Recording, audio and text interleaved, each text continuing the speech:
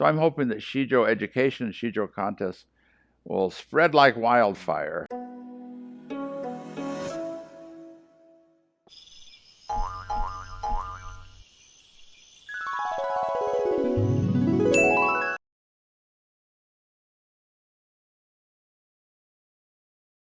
Hello, everyone. This is Mark Peterson. Today, I am at the Korea Society, and we are going to cut several short videos introducing important topics that we hope classroom teachers can use in their classroom instruction.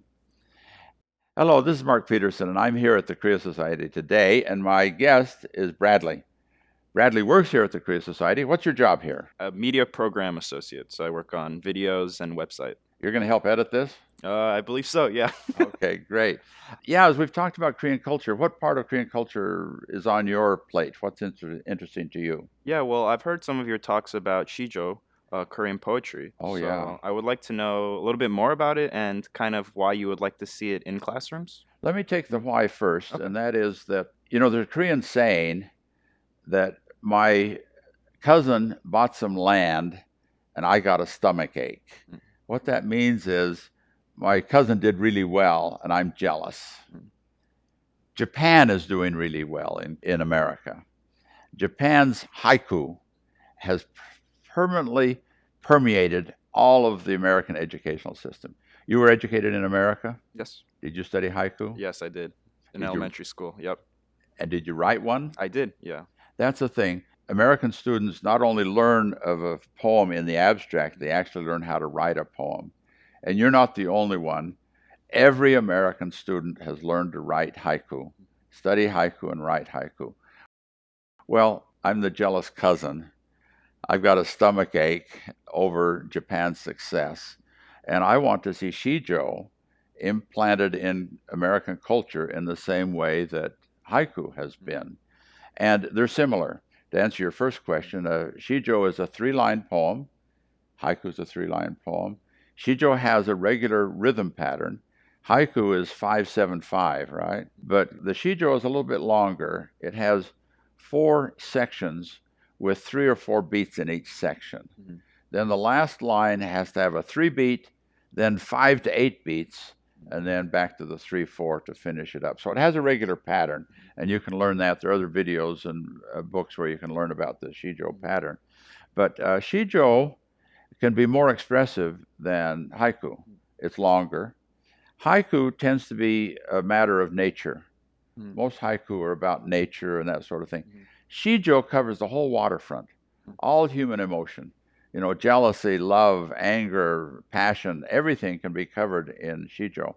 My favorite Sijo is one by a man who was asked to join a political coup to set up a new dynasty. Hmm. And he said, "No, I can't support a new dynasty. There aren't 2 suns in the heaven. There cannot be 2 kings on the throne." And he said, "Though I die, and die again, though I die 100 deaths, after my bones have turned to dust, whether my soul lives on or not, my red heart, forever loyal to my king, will never fade away." And they killed him. He knew he was going to die because he had turned down the chance to be in this coup. And if you turn down a chance to be in a political revolution, your life's over. And he knew it, but he said, "Though I die and die again, though I die 100 deaths."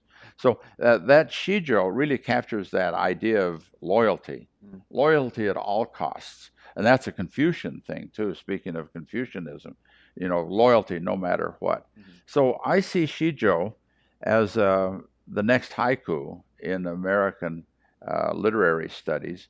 And you did haiku in 3rd, 4th grade, right? Yeah, elementary school. Mm-hmm. Elementary school. And Sijo would be a good junior high school topic or high school topic. And there are Sijo contests today. And a student who learns about Sijo can enter the contest and win some money. You can find it online. One is sponsored by the Sejong Cultural Society in Chicago. But there are other places where there are other contests for Sijo. So I'm hoping that Sijo education and Sijo contests will spread like wildfire. Maybe it's too much to hope for all at once, but I hope that Sijo becomes part of American culture. Too ambitious? Do you think that'll happen? I like your attitude towards it, and I do hope that it does get adopted into the culture. I think that there are a lot of things that could be learned from it, like you're talking about thematically, but also kind of having a restrictive aspect in terms of like syllabic poetry. I think kind of also inspires creation and creativity in Yeah, students. So yeah. new The, form. the thing about Shijo in Korea is they teach it as a memorization of the classics. Mm, And on the test, you can answer questions about the classic, but they don't teach you to write your own. mm, Because in Korea, on the test, you can't put your Shijo on the test. mm. There would be a way to do that, you would Right. think. You could write a Shijo as part of the test. But Korean Shijo is not taught as actively as I hope American Shijo will be taught. Mm. So, anyway, I have great hopes that Shijo in English can be taught and practiced in Korea as a symbol of good Korean culture as Mm. well. Well, that's our hope.